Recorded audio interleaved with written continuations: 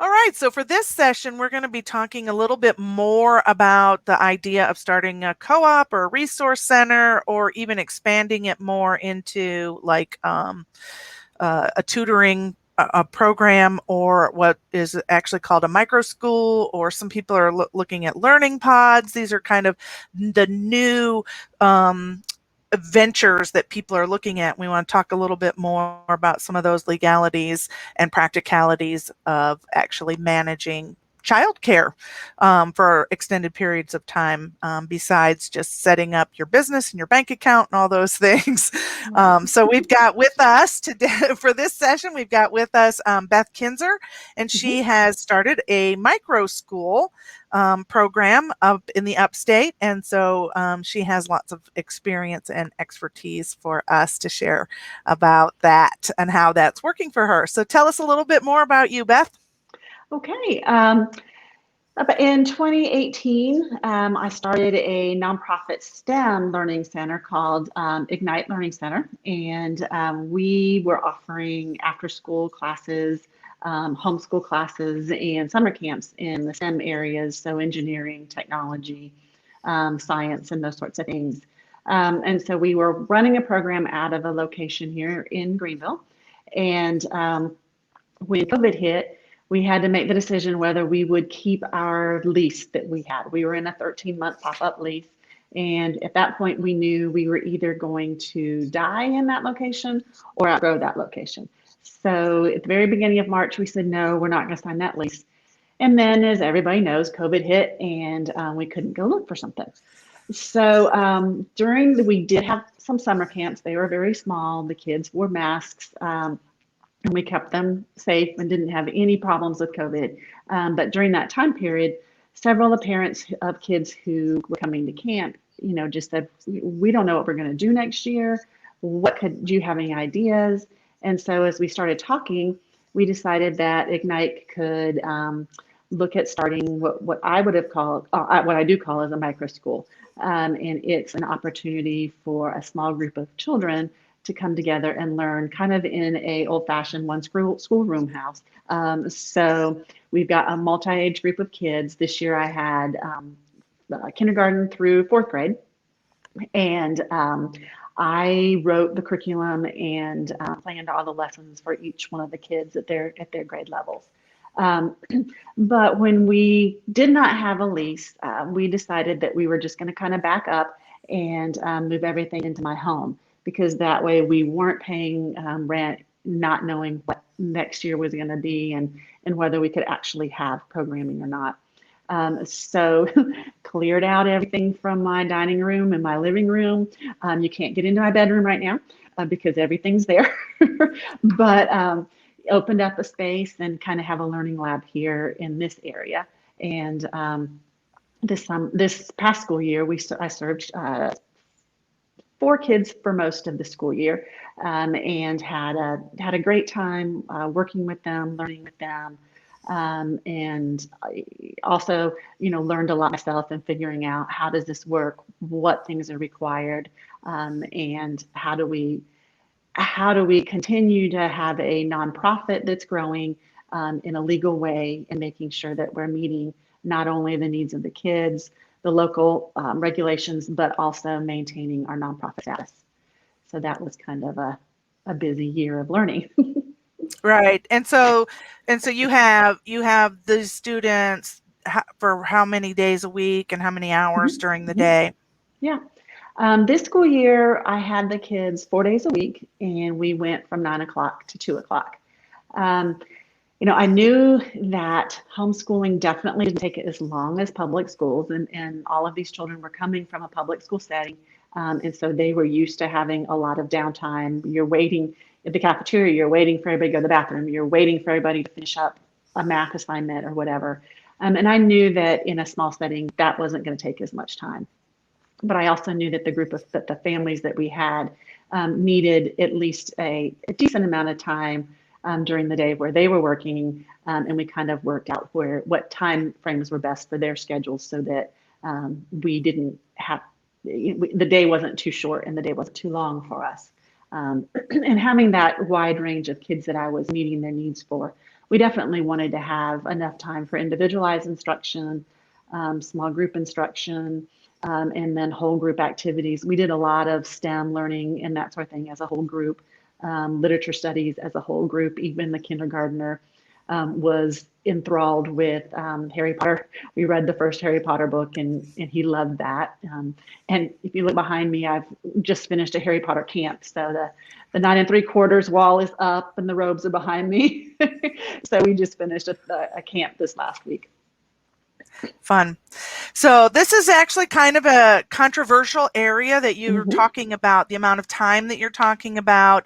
Is it a school? Is it a homeschool? The law, the umbrellas of the law, where does it fall, are, kind of controversial for Mm-hmm. some people. Mm-hmm. And so, Mm-hmm. how did you go about figuring out, am I a school? Is this a homeschool program? What? Right, right. What we did was the parents of the children who were enrolled with me joined your homeschool association, and they actually contracted with me to provide their child's instruction. So 1 day a week on Fridays, they were required to provide instruction for their child.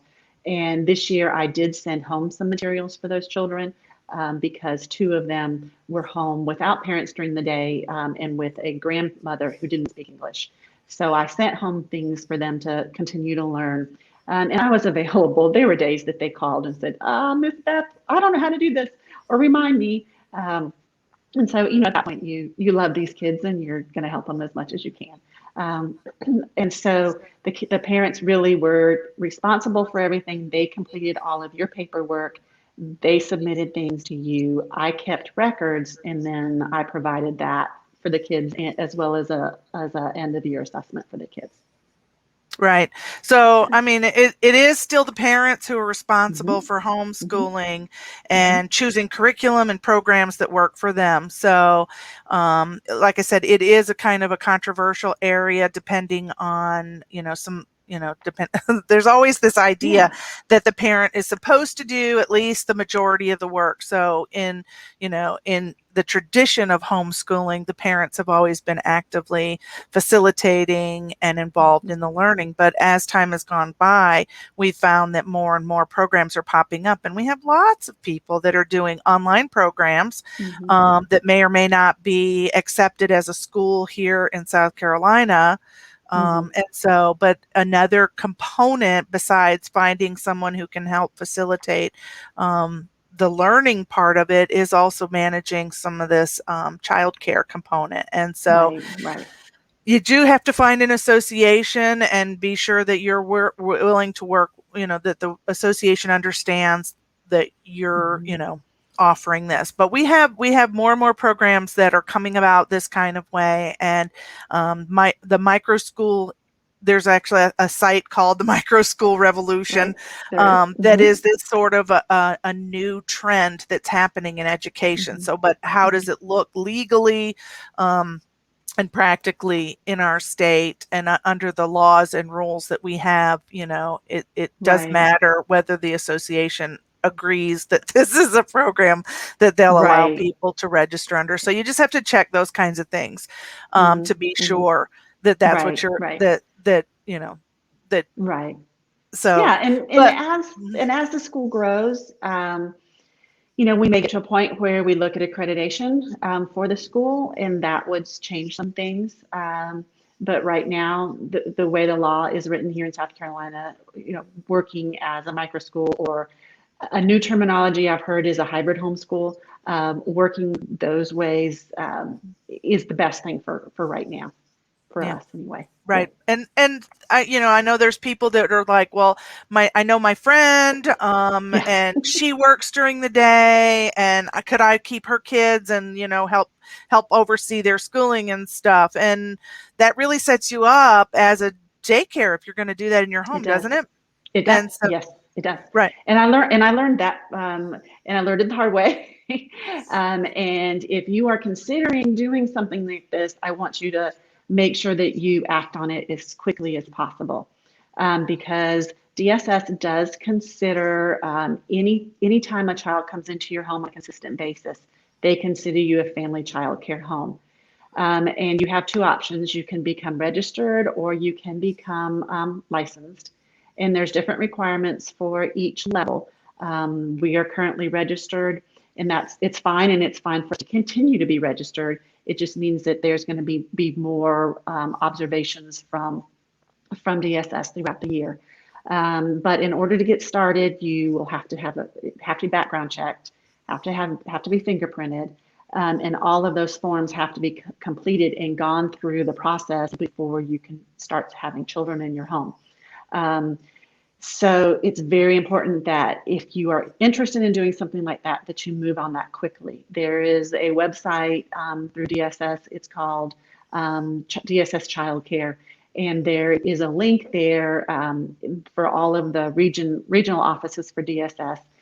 So find your regional office, call them, and find out who your representative would be, and introduce yourself. Tell them what you're doing, and find out exactly what you need to do. Go ahead and set up your home visit. There's a chance that the fire marshal will have to come out, and there might not. So you'll have to check on that. And then the other thing is you need to contact your county and find out what the laws are also as far as you having a business in your home.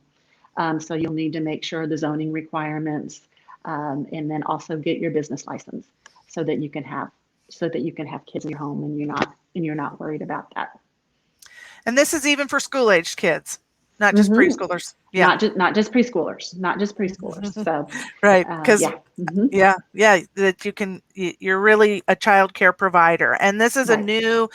just a new layer of opportunities that people are Mm-hmm. really looking for, because the school doesn't work for them, but they still work full time and they need someone to be watching their child. And we could Right. send them to grandma or a relative or something, but not all of us have that opportunity Right. to have a relative that can, pick up for Mm-hmm. us. And so Mm-hmm. hiring someone to kind of manage some of that.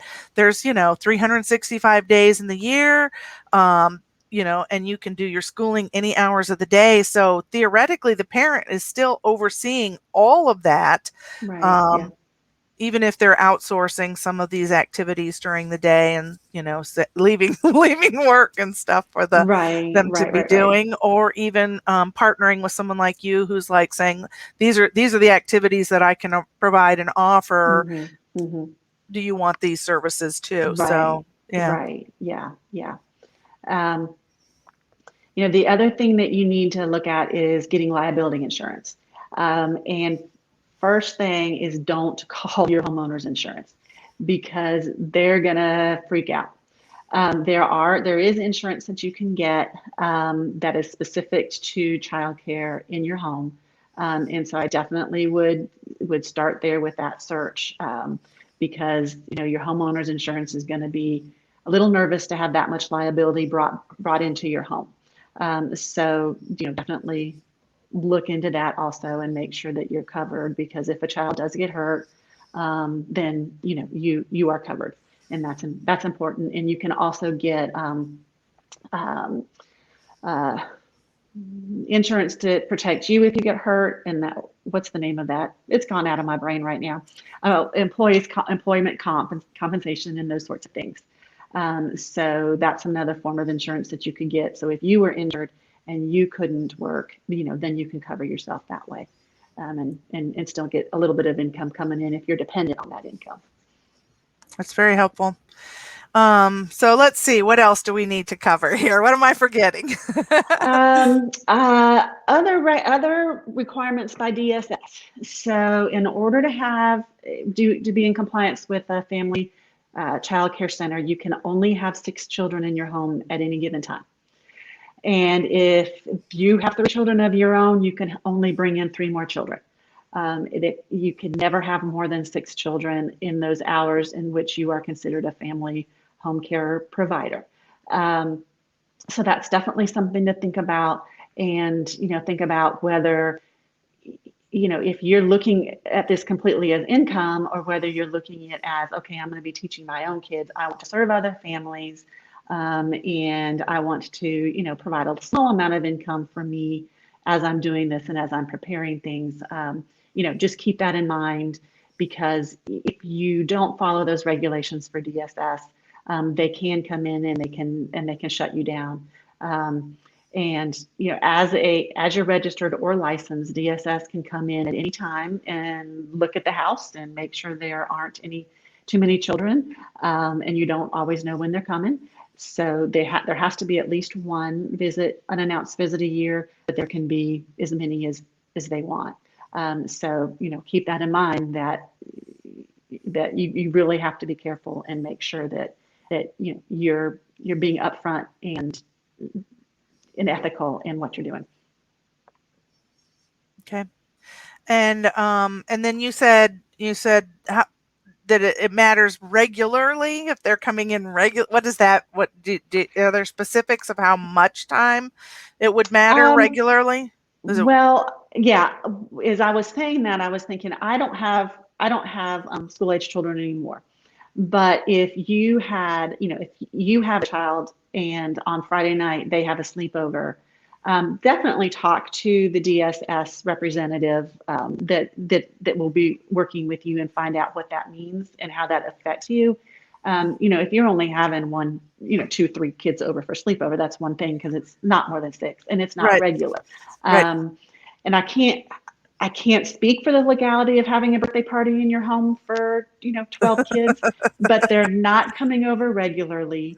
Yep. And so that should be something that doesn't matter, especially if kids that are normally enrolled aren't there. But those are going to be your child's friends, especially if you're teaching your own children and the other children too. So definitely ask that question. It's not something that I've had to worry Right. about, but and if you have Girl Scouts, if a Girl Scout troop meets at your house, what does that mean? Um, Mhm.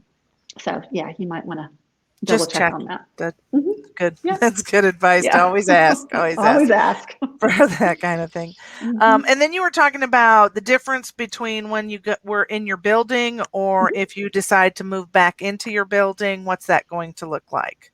Okay. What Yeah. kind of will that change some of the regulations then? Hmm. It will definitely change regulations.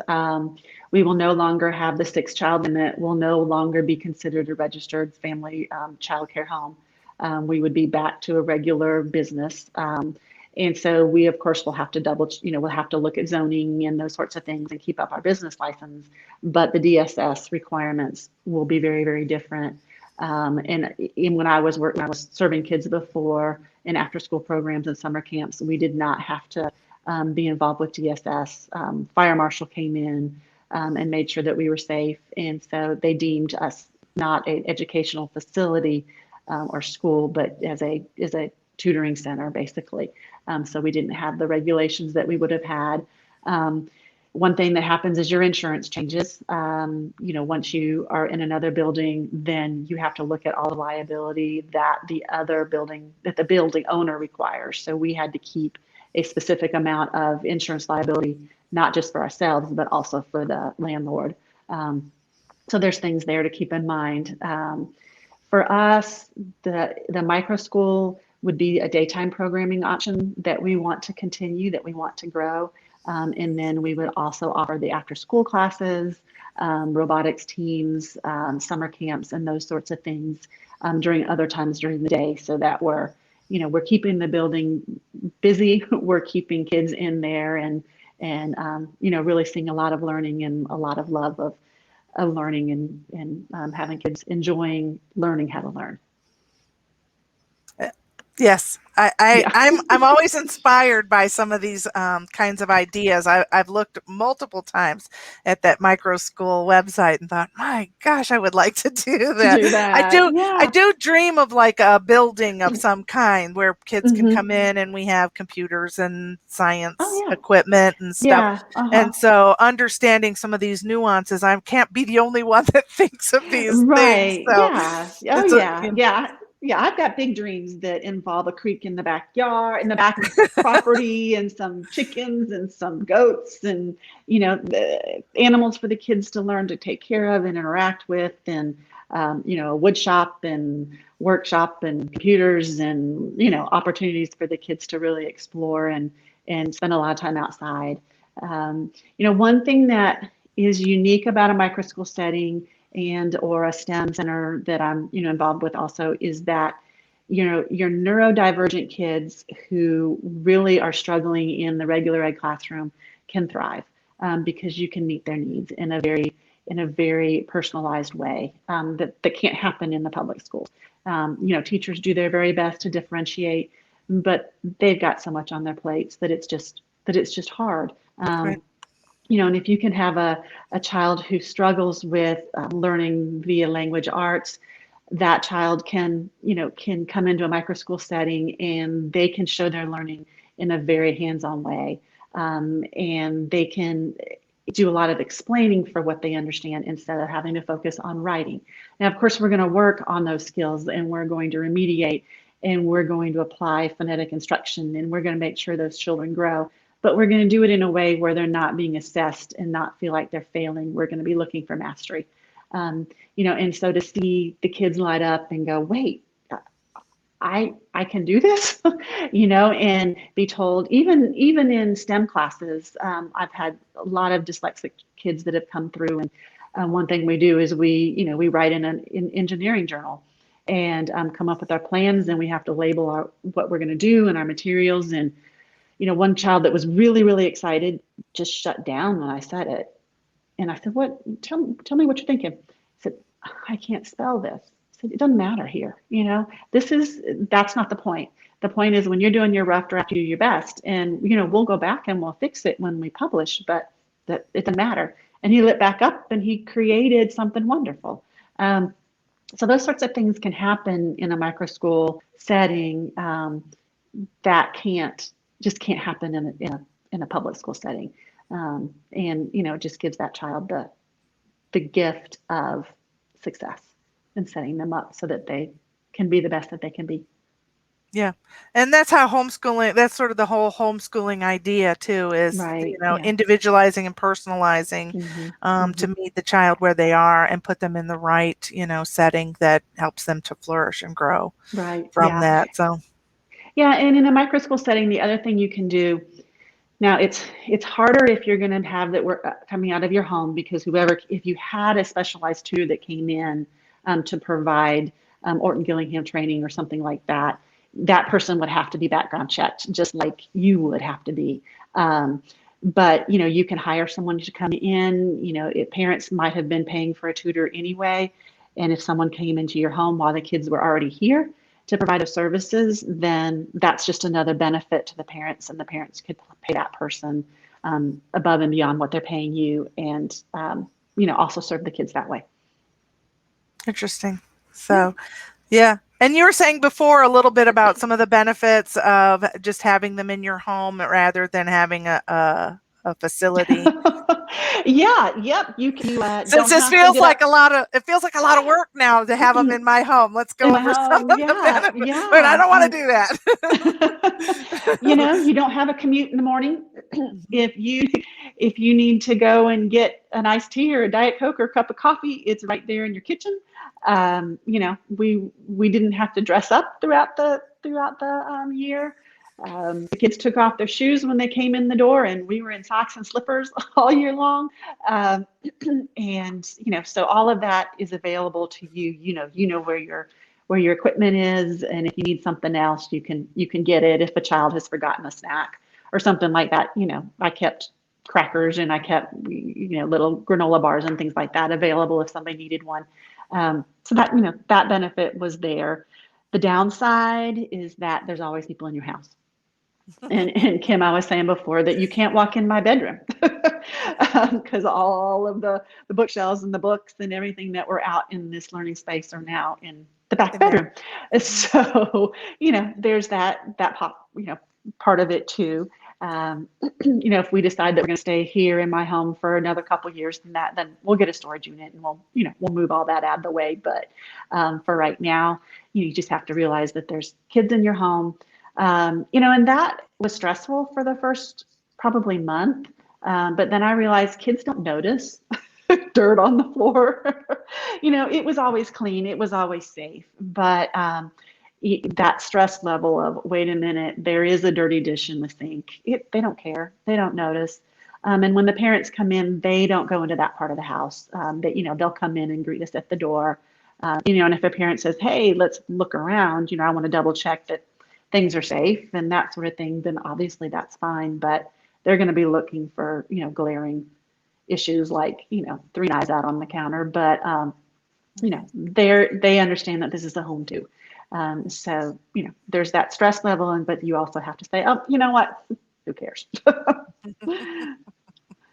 So, well, thank you Yeah, so much for bringing this information to us and you're your welcome. insights on, the process of how do you start a micro Hmm. school or a home tutoring, school age child care Right, center, right, those right. kind of, Yeah, legalities yeah, to make sure that that you're meeting the requirements of the law and where does it go. We want to do right. things right, We do. We want to be because. ethical.